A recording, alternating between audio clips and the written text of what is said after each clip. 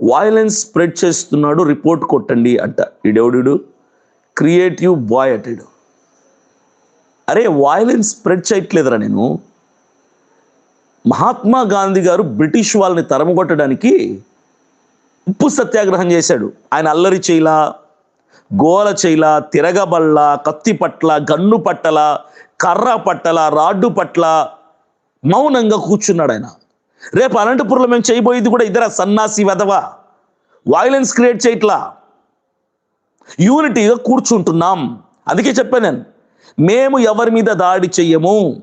కంటికి కన్ను పంటికి పన్ను మా సిద్ధాంతం కాదు. మా సిద్ధాంతం ప్రేమ తత్వం మాత్రమే.